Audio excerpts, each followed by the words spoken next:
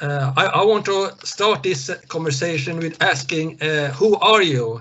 And can you tell us a little bit about your work, your profession, and what you have done in regard to the Andaman Islands and the Nicobar?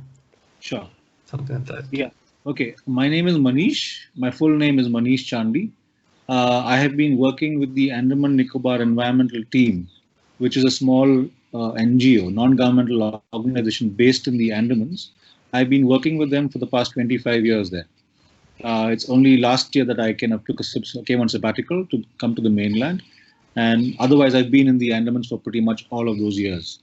I went to the Andamans as a volunteer researcher in 1995.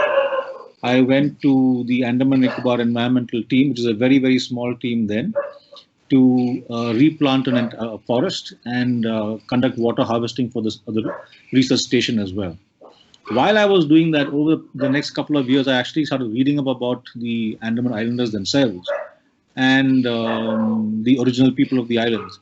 And that got me very interested in understanding them. My academic background has been in economics, and I left that to kind of do this other offbeat kind of work in 1995. But after having come in touch with the Andaman Islands and seen and heard and read about the islanders, I really knew my calling was with social anthropology. And so after that, I started reading on my own and understanding bits and pieces about the islanders. And eventually, I changed course from doing the basic socioeconomic work that I was doing with the team to do a survey around the Jarawa Tribal Reserve in South Andaman. And that work I began in 1997. It ended in 1999. That is the first research project that I actually undertook. It covered a total of about, by walking kilometers, about 150 to 200 kilometers along the border, both the landward side and also on the seaward side. And the purpose of my work at that point of time was to try and understand, or rather build an understanding of the Andaman Islanders through the eyes of settlers who lived around their reserve. If you know a bit about the Andamans and the indigenous people of the Andamans, there originally were a total of 13 tribes, of which only 3 technically remain. There's a 4th tribe also called the Andamanese, but they essentially are a conglomeration of the remnant members of various other tribes.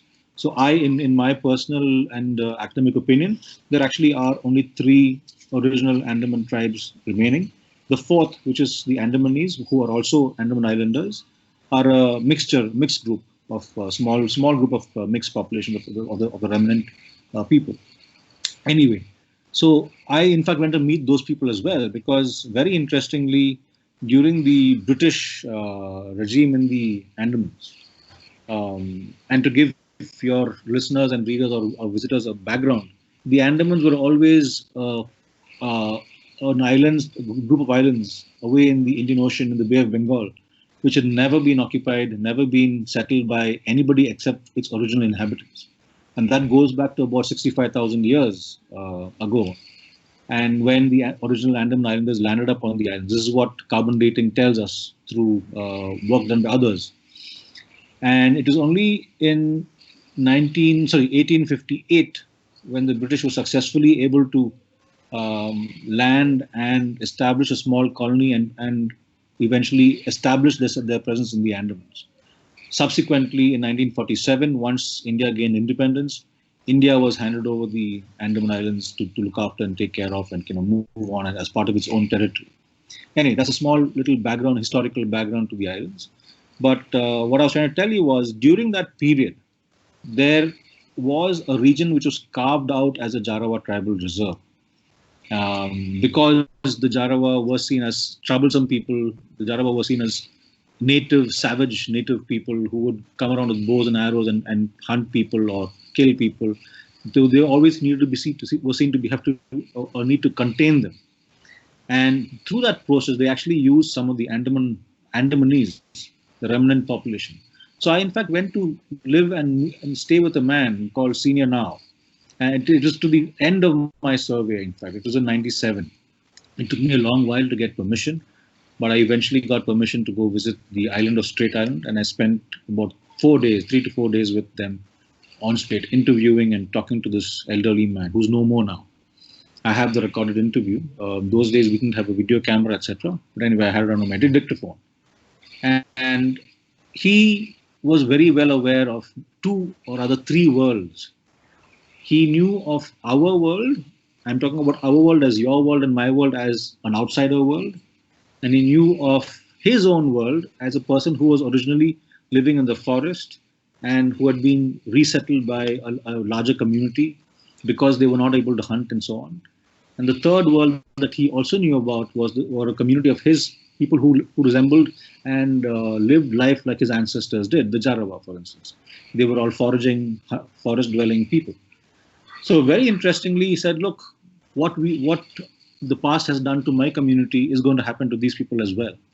We have killed our own community. We're going to be killing these people as long as we make them friendly and kind of, in Hindi, the word is to sudaro, is to calm them down. And he said, as long as they were, I wouldn't say ferocious, but rather when they used violence to kind of push people away from the settlement, they were safe. That's the way he put it. And anyway, in his own language, his own name, now means spear. And so anyway, so that was his take on communication and intercourse with the other indigenous tribes there. So that was the first piece of work I conducted, but I just give you a small snippet of it, only with the Andamanese.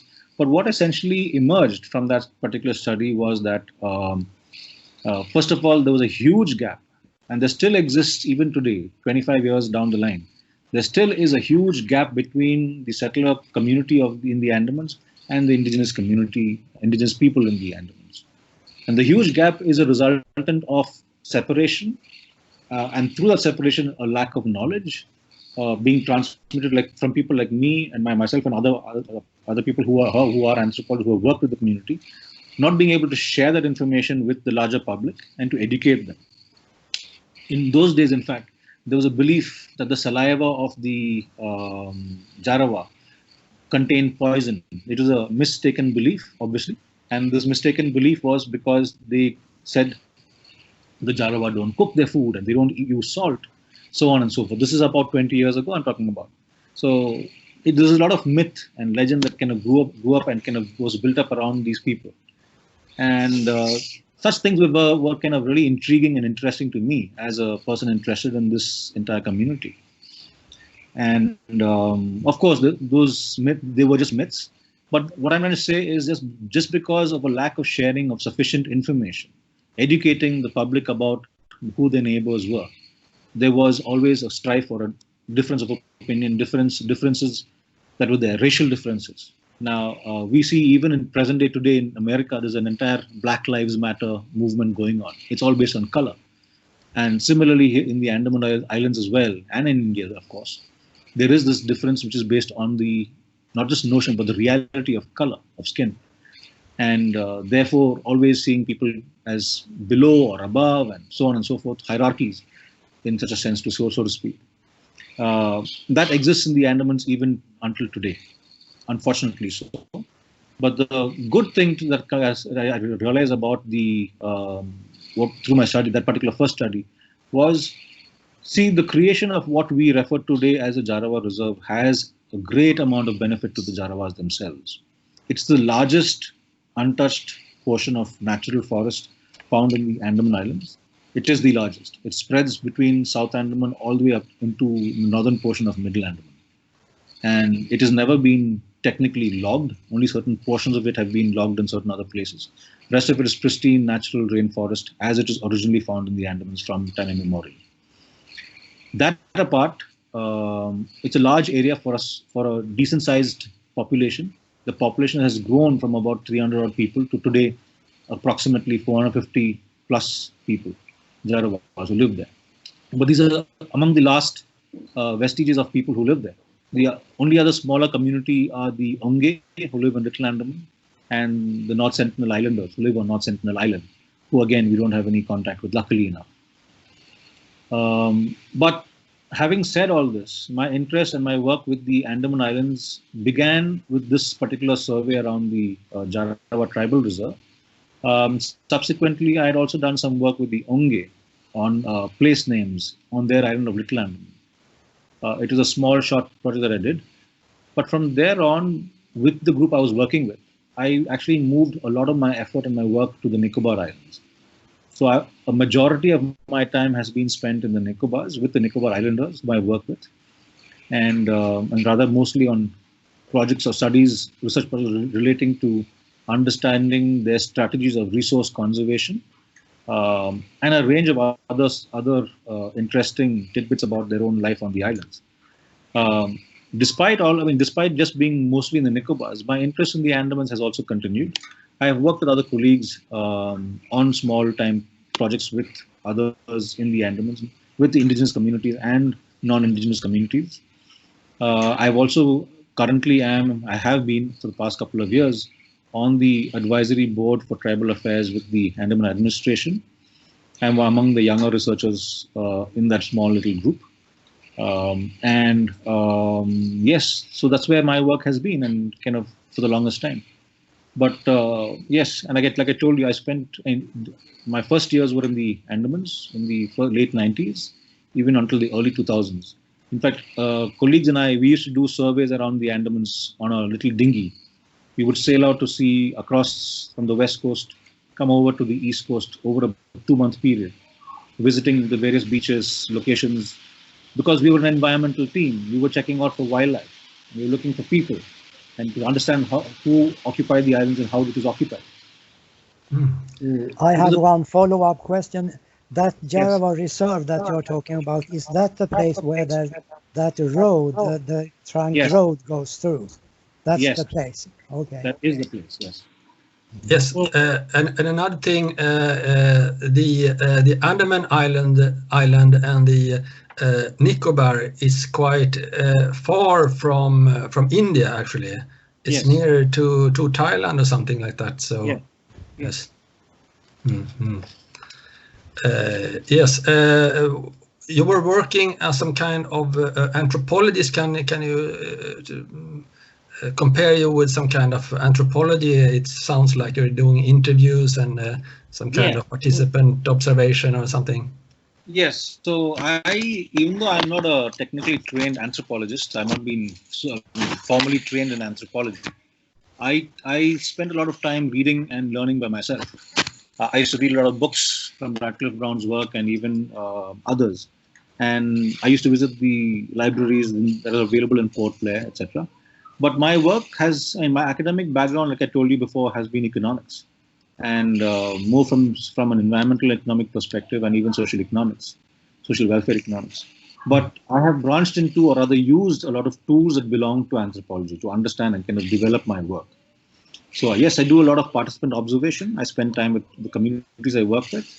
I do a lot of interviews, both recorded interviews, non-recorded interviews, group discussions.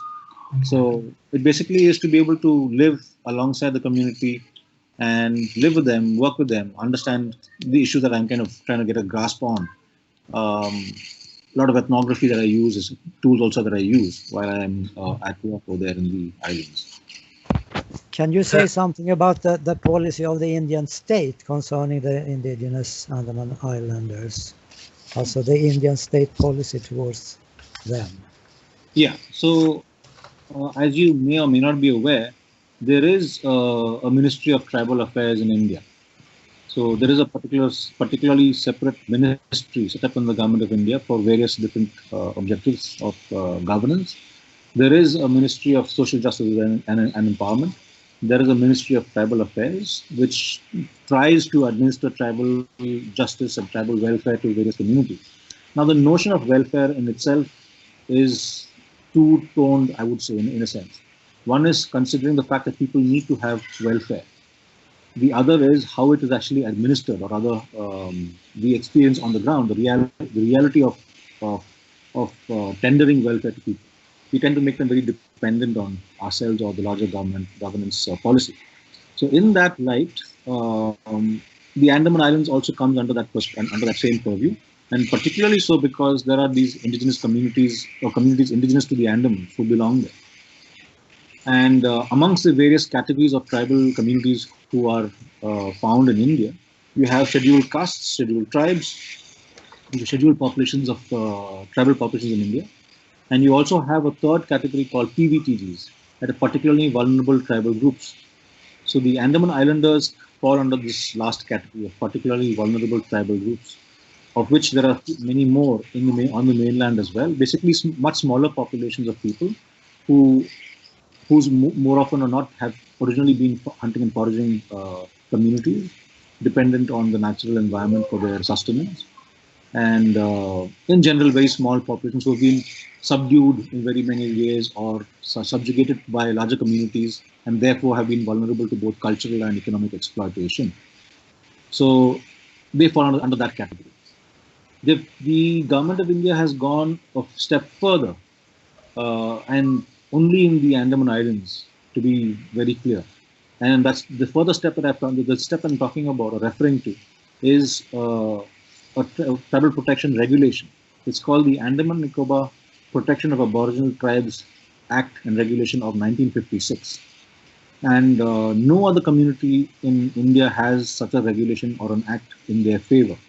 And this particular regulation, which I'm talking about, which was originally instituted in 1956, when the remaining Andamanese were collected from different parts. There were just a few of them. A total of 19 people were collected. The rest died out. About a couple of thousand people had died out of disease during the British colony and so on. In 1956, the last remaining Andamanese were collected and brought to an island called Strait Island. In that process, when the government of India actually realized that, look, what's happened to these people is irreparable damage of complete, virtually ethnocide or genocide of sorts, which has happened very subtly. They actually then instituted this particular regulation called the Andaman Nicobar Protection of Aboriginal Tribes Regulation. It's pretty unique for India because, first of all, it regulates entry and interaction with the community, understanding that they need to be able to be have a certain sense of isolation, have a certain sense of difference, because they have been living a life very, very differently, that they are susceptible to diseases, they're susceptible to economic exploitation, they are susceptible to various other kind of forms of damaging control. And therefore, this particular regulation has carved out different areas in the Andaman and Nicobar Islands, which are today recognized as tribal reserved areas. So when a Westerner hears of this concept of a tribal reserved area, your immediate, or rather most people, the immediate connection goes to the Red Indian reservations or the Aboriginal reservations in Australia, let's say. These are very different.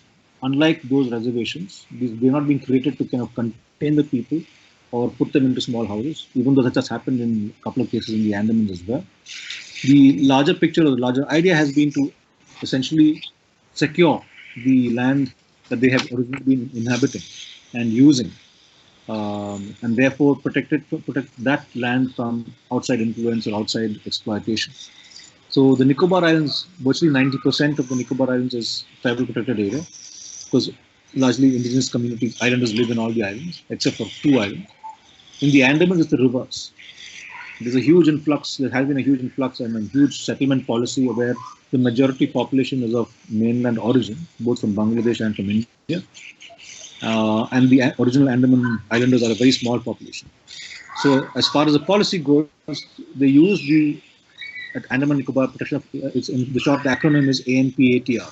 They use the ANPATR to protect and serve the purposes of welfare for these communities, where no forest can be technically used over there in those areas.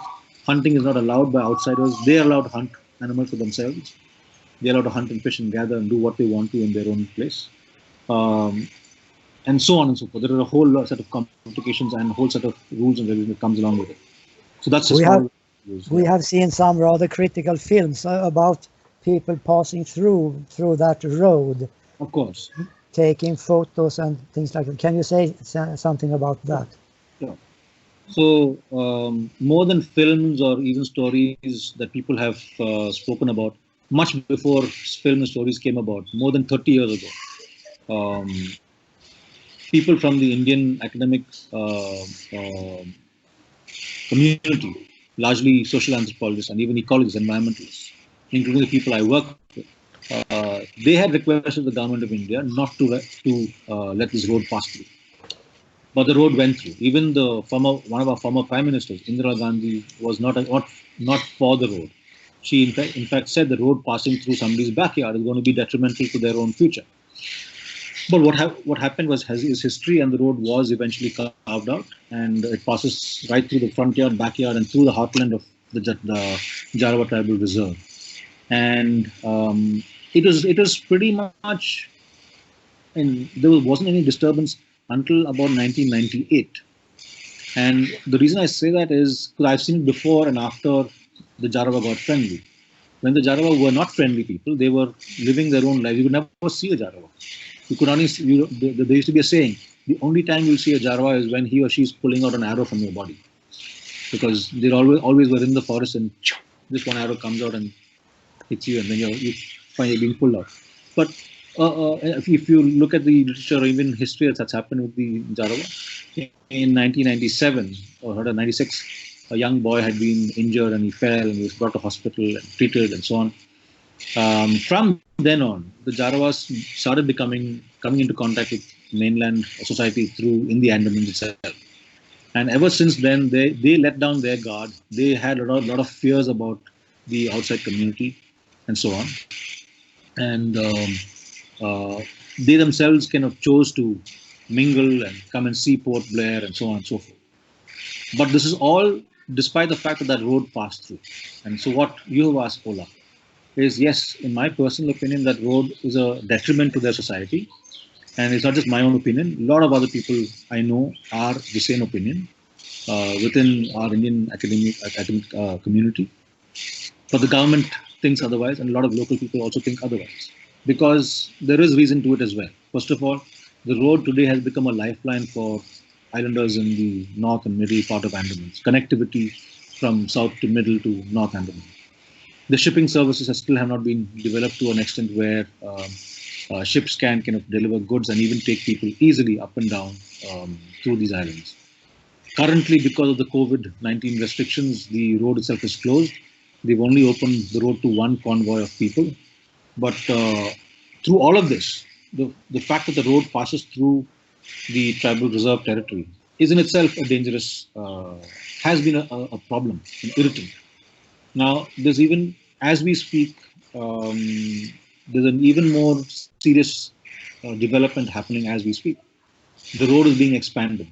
Despite a lot of us, even the Tribal Welfare Ministry and even the forest officials asking for clearance, environmental clearance for the road not to be widened, to just allow it for both army use and or defense use, and also for civilian use in terms of important crises or even for their own regular transportation.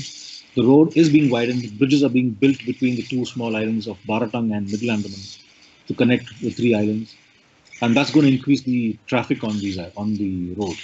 As it is before the corona outbreak had happened, close to 300 to 400 vehicles would pass through that tribal reserve on a daily basis. It's a large amount of traffic for a small thin road that passes through the Jarawa Tribal Reserve. So yes, that particular road has been used by various different kinds of tourists, all kinds of tourists, who use that road to go and view and visit and see the Jarawa Tribal Reserve. In fact, even amongst one of the questions that you guys had sent me, one of you, Ola, you had sent me, there was this question, if there is particular way in which we can contact and meet these people, right?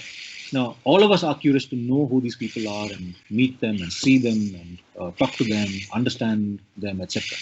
So it is the similar kind of a facet, I would say, at a certain level of people being curious and wanting to know who the other community are.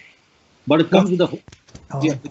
What we asked was if they have some autonomy and organizations. We were not planning to go and visit them. We were thinking about if they have representatives. Or I'll come to that. So what I'm saying, all I'm trying to say is that the very fact that that road passes through the tribal reserve has lent itself to aid a human zoo sort of a phenomenon. that particular road has had that effect in the Andamans for sure, no doubt about it. I mean, there's no denying it, and I have seen it myself. Not just me, lots of us have seen it happening. There are some who want to deny it and kind of hide it under the rug. Probably it's their choice. But as far as I'm concerned, and a lot of others are concerned, yes, the road has had a lot of damaging consequences for the Jarawa themselves. It has had positive benefit in some ways. It has had negative benefit in many other ways. A senior colleague of mine has written some very interesting papers on the subject. Look for the name Vishwajit Pandya. And he has written various articles on this particular road, the plus and minuses of how the Jarawa themselves view it and how they use it and so on. Yes. So yes, that road, that's the opinion or the take that I have on that particular road. Anything else you can ask? Yeah. One small extra question. How many people from mainland India are now settled in the islands? Do you know? Well, the people who were settled in the islands were settled in 1947 and subsequently all the way up to 1970. There were how many could that be? How many? The number there is a difference between, there's a technical difference in terms of the number of people who live in the islands and the number of people who are settled in the islands. Who live there? Yeah. So the people who are settled in the islands were settled a couple of decades or many decades ago. The people who live there are their descendants. They're people who have married into the community and people who have come into the Andamans as people working in the islands or come for labor or with the government or with private agencies and so on. So the population today stands close to about 5 to 6 lakh people. The official population is a little less because they only count the number of households and people who are who they've been able to kind of come in contact with. But in essence, a round figure would be about between 5 to 6 lakh people. You know, lakh, right?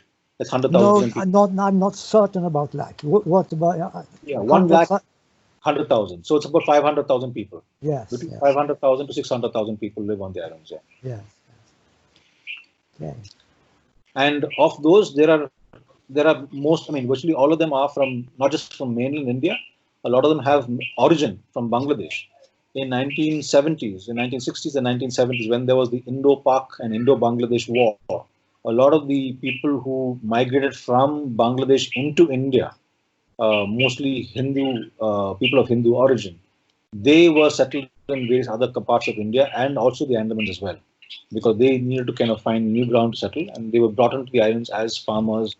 And because the Andamans was in certain ways of perception seen as empty spaces. Places devoid of people because the original people had died out and there was just forest lying around there, and India had a new territory to occupy. So it was the best way to occupy it was to be able to put people on down there for them to live, people who had no land, people who had no space to live for themselves. So that's the way the Andamans was occupied. Is it also a discussion? I watched the films and so forth that some people and maybe some Andaman Islanders also would like to, go to school and integrate into the modern society. And some maybe want to live a traditional way and so on. Can you say something about that? Yeah, you're right. Exactly. There are like definitely amongst a small population. We're talking about, let's say, just only the Jarawa, let's say, because there are, like I told you, in the Andamans, there are the North Sentinel Islanders, there are the Onge, and there are the Jarawa and the remnant population of Andamanese.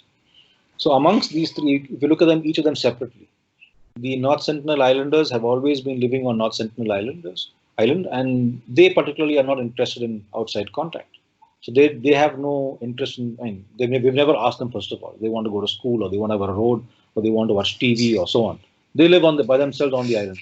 And if you were aware of the news, I think 2 years ago, in 2018, if I'm right, there was this American missionary, young chap who was killed on North Sentinel. Yeah. So very clear indication, even in the present day and modern age, of them not wanting outsiders on their own island. That's a classic example, right? The Jarawa come next. I would come to use them as a next example. Amongst the Jarawa, exactly like how you've said that, Leif, There are some people amongst them who don't want to integrate into modern or larger society, whether it's Indian or Western or Thai or Southeast Asian or whatever. They're aware of their own society and they would prefer to be by themselves. These are mostly the elder generation or the older generation of people who are above, say, 50 odd years or even 45, 50 years. They prefer to be by themselves and live where they are. Like amongst all young people, the younger generation or the youngsters have been the people who are keen to go and see the outside world. And that's true even with the Jarawa. A lot of the younger people are curious because all the fears they had about outsiders have been set aside. They, at one point of time, if you look at the old maps of the island, of the Andaman Islands, you will see places which have been named by the Andamanese, which the British had noted down. It's called Chauga Juru, or various other name, but Chauga in the old Andamanese language, one of the Andamanese languages, means spirit. So they used to have brown spirits, there used to be white spirits, and there were yellow spirits as well. And this is just an English translation of their language, which was prevalent about 100 odd years ago. But that exactly goes to say that when they saw the white man, the Britishers coming there, sailing around, they considered them to be white spirits. Because they never knew such people ever in their lives. Their only world was their own islands, all the islands, and they all had only the same features.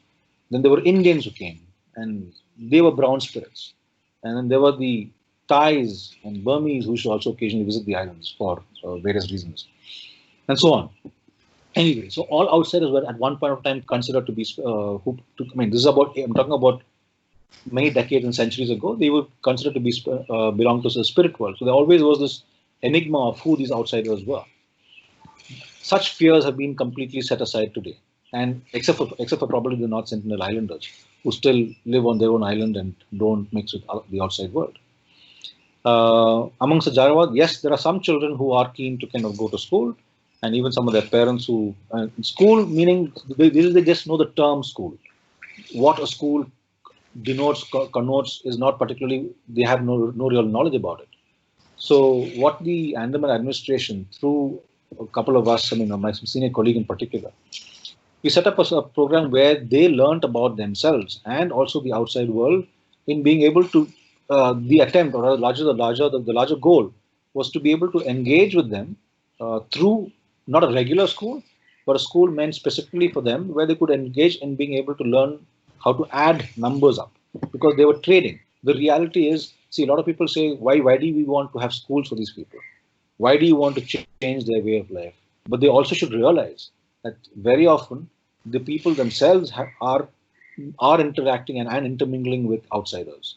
And in that process are engaging with the outside world.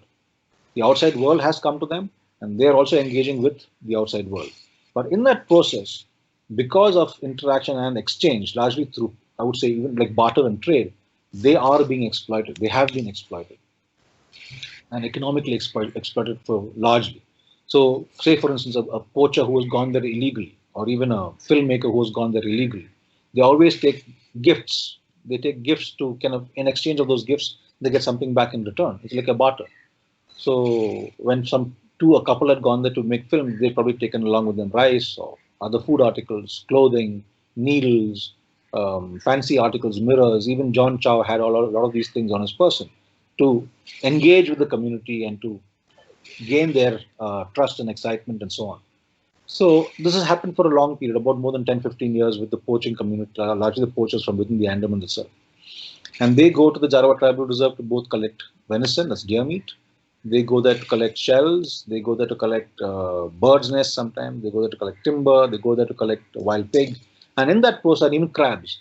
A lot of mangrove crab that come into the market in the Andamans comes from the Jarawa Tribal Reserve. And most of this is caught by the Jarawa women. So in that process, so what's happening, what I'm coming to is that the Jarawa community in this interaction are also being exploited. So the schooling process is to be able to tell them, look, you have to be able to know that there are different values to different articles in our world. In your world, they're all probably seen as different kinds of food and things that you find very commonly. But here they're being sold for money. And that money is used to buy other things and so on and so forth. Is it also an environmental activists also, you know, trying to protect the forest and so forth from being exploited. And yeah, there's no particular environmental activist, let's say, even though I also belong to that particular group of people. There's no one particular person, but the overall policy or the overall overarching understanding that a lot of us have kind of tried to kind of induce the government to adhere to and to follow is to do a particular two main things. One is to protect the land that they live on, to protect it by not allowing it to be occupied by any outsiders. The second is to be able to protect, by protecting the land and by protecting their own natural environment. You actually are protecting the indigenous communities because they are so dependent on their own natural environment. The moment you allow it to be exploited, they're done for. They have to become dependent on the outside world. And that's exactly what's happened with the Onge. When the Onge were herded into small shanties or small sheds or small houses, and they were said, you don't have to eat wild pig. You don't have to go hunting for monitors or wild pig or fish. We will supply you food. The government of India at one point of time, about 30, 40 years ago, was saying that. Why are you living this jungly, this wild state of life by living off the forest? You ought to be living like human beings, like people live. We have rice, we have bread, we have eggs, we have so on and so forth, milk and so on and so forth. We grow vegetables. But even until today, despite that experiment that began about 40, 50 years ago, they have still not succeeded. The Onge are still dependent on the government of India for their own food and clothing and so on. Having seen that, having learned that, and having seen that in practice and kind of being a complete failure, we advise that the small group that I'm part of, we advise the government, the local government at least, to not to go that way. And the government was clever enough to kind of catch on, and they said, yes, we have also seen it, we've also realized that it's a failed experiment. And so that's where the policy again comes in, like what Ola asked earlier on. The policy also then, therefore, because of the ANPTAR, ensures or tries to ensure that there is a certain sense of autonomy, that they can do what they want to do on their own islands and in their own land, because it belongs to them. So the choice of lifestyle, the lifestyle choice that they have to make is their own. Only what we have to control is the outside influence of people going into the reserve area illegally and even legally. What are they going to do there? So if, for instance, when suppose I go to the islands, or I want to do a project or a research project with the Andaman Islanders or even the Nicobars, I, as a senior scientist, still have to get a permission from the government of India through the Andaman administration. And that is issued by the district commissioner under the aegis of this particular ANPTAR, the regulation. And I'm given a maximum of 3 months. You can't be there for more than 3 months. You've got to come back again, renew the permit. So it's a very good system of regulating the kind of people who go there. But having said that, there are a whole set of people who go there illegally, including the filmmakers that you've probably seen, those French filmmakers, a couple made a film, Alexander Weems and somebody else. And I mean, I know the Karen that they went along with. I know the people they went with. Even John Chow, the man he went with, is a man I know personally. Very good seafarer, Saw Jempo, and Saw Seta, all those people, I know them very well. So, and like them, I'm talking about, these are only the two Western examples I would say, but there are lots of Indian people who go there illegally. There are local Andaman Islanders, Andaman settlers, who go there to poach. Like I told you earlier on, for timber, for venison, for pork, for fish. There's a huge number of people who go there on a regular basis for lobster, for crabs. I mean, it's endless. It's a very rich place. It's a very, very, very rich in natural resources. It always has been. What is being done about that? What is being done about that poaching? Yeah. So see, the entire coastline of the Andaman and Nicobar Islands put together, it's about 7,000 odd square kilometers. It's a large area. It's a large territorial area. And currently, like the storm we had yesterday here in Goa, if you go to the Andamans today, if there was no corona and stuff like that, you can't go to the west coast. West coast it's rough. We have the southwest monsoon blowing into the monsoon is a rain-bearing wind. We have the southwest winds blowing in right now. So the entire west coast of the Andaman and Nicobar is extremely rough. And the reason I'm saying that is, why did I start with that? Yeah. So the poachers who go there, and largely the people who are locally poaching for wildlife resources, people are being nabbed, people are being caught. The system, the government system is in place, does have positions in place. There's a marine police, the Coast Guard, you have the forest department, you have the tribal welfare department. It isn't 100% secure. It is not. It is, I would say, probably less than 75% secure. Little less than 75%. It's more than 50%. A lot of it has come under control. But there still are people going there, fishermen, who go on a regular basis, who are friends. Suppose Ola. Suppose you are one of those tribal people, okay, and I know you personally. You won't stop me from coming to your house, isn't it?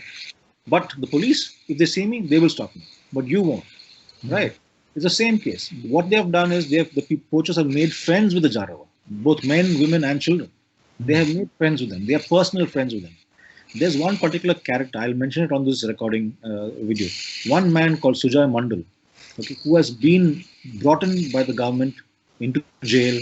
He's been in jail because he has had a lot of relationships with the Jarawa women in South Andaman, illegal sexual relationships. He's got videos, pornographic videos he's made of them. He has supplied them alcohol, drugs. He takes meat from their community, brings it back and sells it with his honchos. There's a whole network. There is a whole network in the Andamans for these sort of illegal activities. A large number of people doing that. So this is where I'm talking about where the law has failed. Even though the system is there in place, you have the police, you have the marine police, you have the Coast Guard, the forest department, and so on. The law isn't strong enough, or rather, they haven't used the law in a well enough or well thought out manner to be able to prevent future incursions by such people like Sujay Mandal. Is people in India aware of this problem or other parts of the world? Or people who want to change? What kind of message can you have to people? Yes, the Andamans are very well aware of it. There are a good number of people from the Andamans, the local settlers who are from the Andamans, who want to bring about change. There are people in mainland India also who are aware. What I'm saying is nothing new.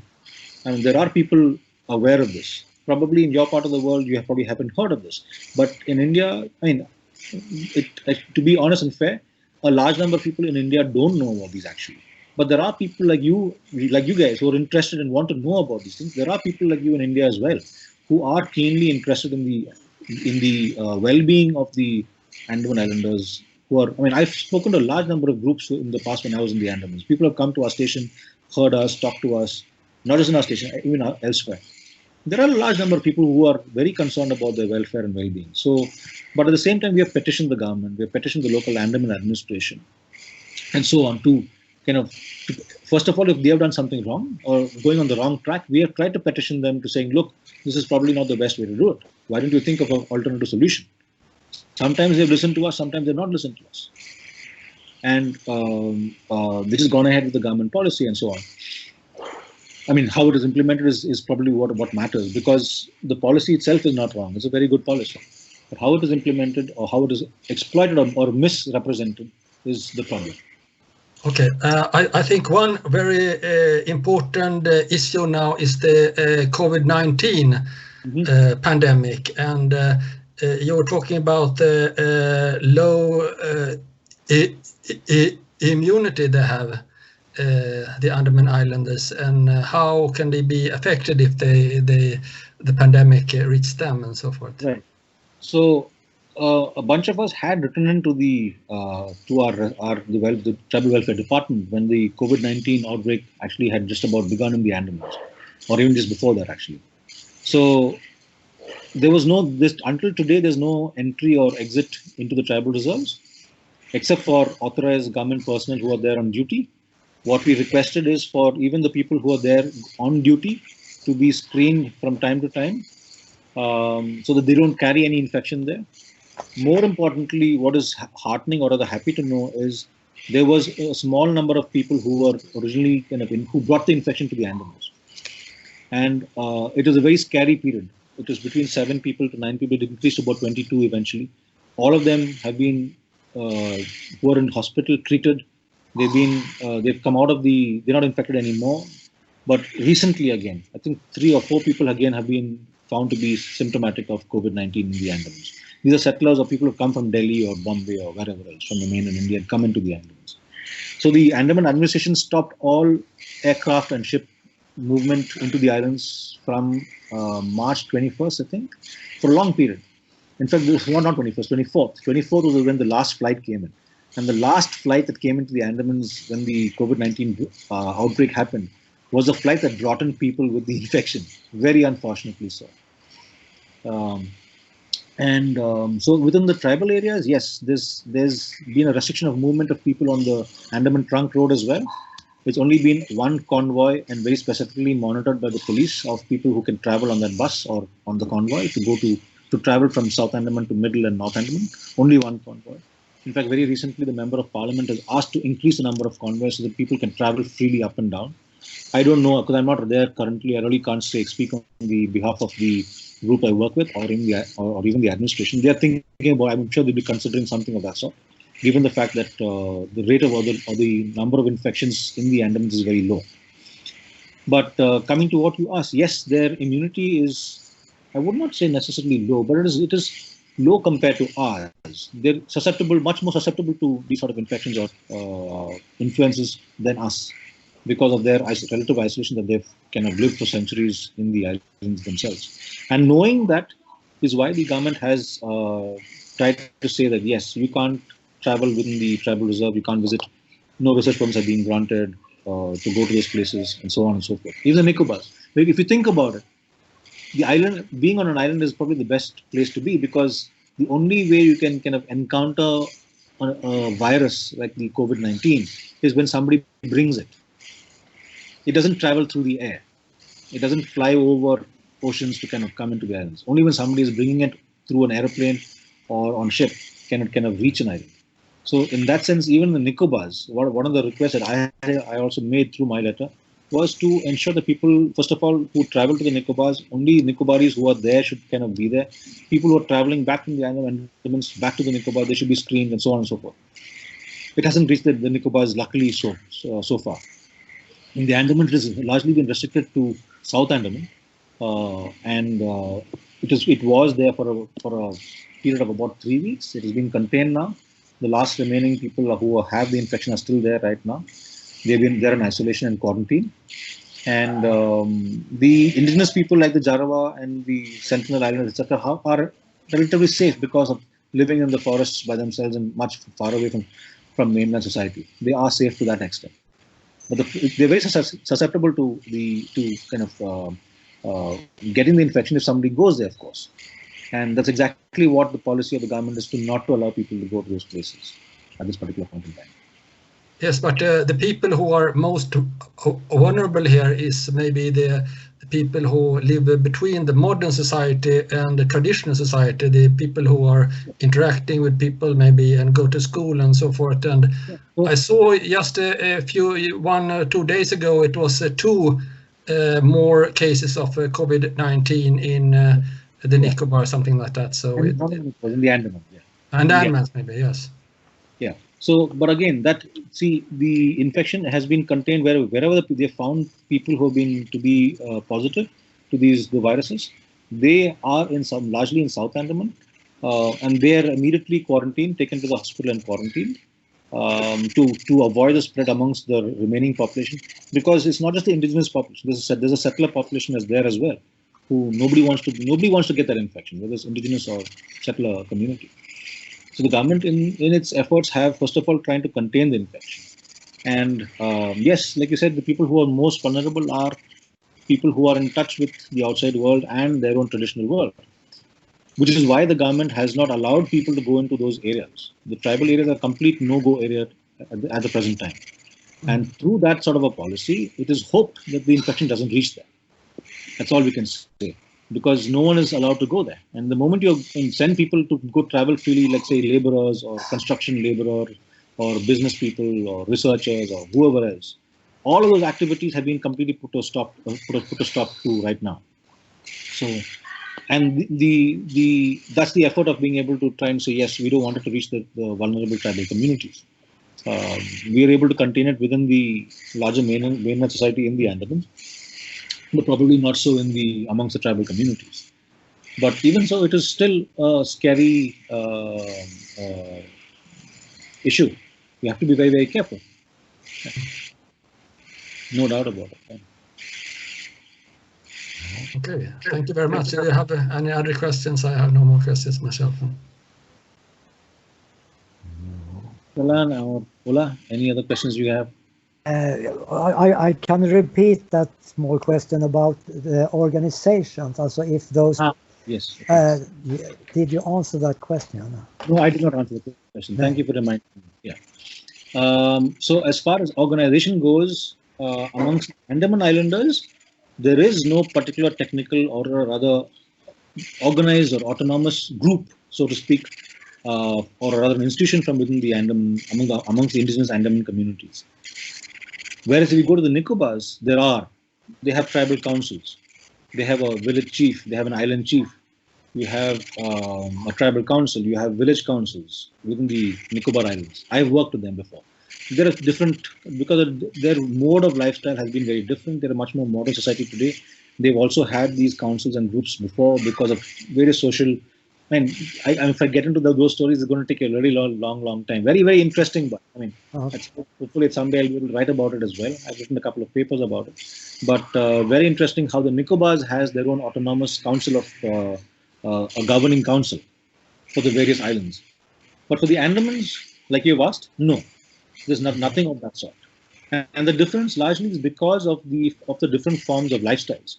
Like the Nicobars, they're a much more agrarian or horticultural society. They rear pigs, they are sedentary, they live in their own villages, they have coconut plantations, they're a much more modern society, and so on and so forth. They have these councils which look after land, and land comes at a premium there as well, land and the resources. Whereas the original Andaman Islanders, they were never cultivators or keepers of domestic animals. They have always been hunters and gatherers, or hunting and foraging. So the only titular head is a head of a small group, and that keeps shifting. People who are good hunters or a person who's an elderly person has a say at different points of time. But having said that, amongst these particular communities, particularly amongst the Jarawa, there's no one particular person. There are people who become spokespersons for the community because of their ability able to speak Hindi or a few words of English maybe, but mostly Hindi. They're able to understand it, so they become interlocutors. They become people who interlocute between the community and the outside world, who are researchers or the tribal welfare department or the government officials or whoever it is, even a poacher, for instance, in that sense. But there isn't one particular person in that sense who does it. There are a whole range of people who can do that along the entire course. And so in order to have some sort of representation for them, through the ANPATR, which is the Andaman and Nicobar Protection of Aboriginal Tribes regulation, there also is a tribal welfare department. And the tribal welfare department is governed by, has a secretary who is supposed to be in charge of that particular, and the entire setup. There's a director of tribal affairs. There's an executive secretary of tribal affairs. There's a director of the Tribal Training and Research Institute. So all these are non-tribal people who are heading these institutions and bodies, but with the purpose of being able to administer and look after the well-being of these people, of the tribal people, in the Andamans in particular, because they don't have a particular spokesperson to kind of speak on their behalf. Very rarely do they actually come out and are outspoken. But what happens is, a further question, if you haven't asked it, but I'll ask that question for you. So how do they interact with the government, and how do they express their desires and wants? How do they say, yes, we want something, no, we don't want something? So interestingly, most often, a lot of welfare programs have been imposed upon them, not necessarily pushed down, but yes, the idea has come from outside, saying they need to be given rice, or they need to be given dal, or they need to be given clothes, for example, or we need to start a school for them, and so on and so forth. That was the way it was done about 15-20 years ago.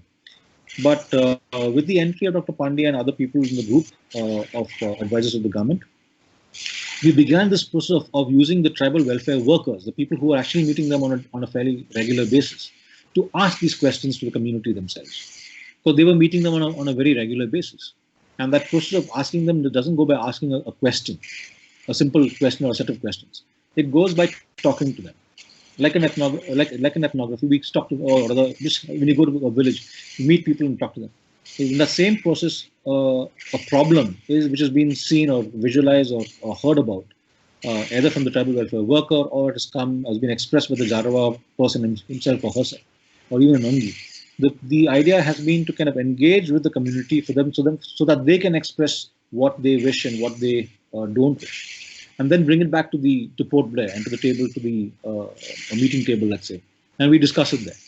And then from there it goes back to the community, and that's how the process has been for some objectives. I wouldn't say all.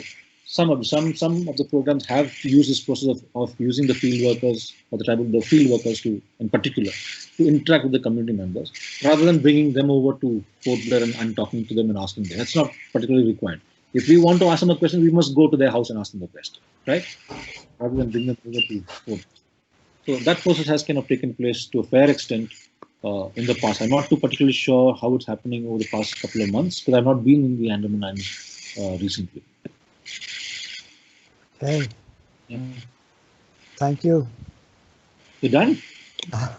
All right. Yeah, do we have any more questions? I don't think so. No, I don't think either. No, it has been a very interesting conversation, I think, about Andaman Islands, and we will. I think it will be a very good movie about it. This interview also. Maybe if we have some extra small question, maybe we could mail you for if there is something we didn't get really. Is it possible? Sure. Yeah. It's possible. Yeah. Just give me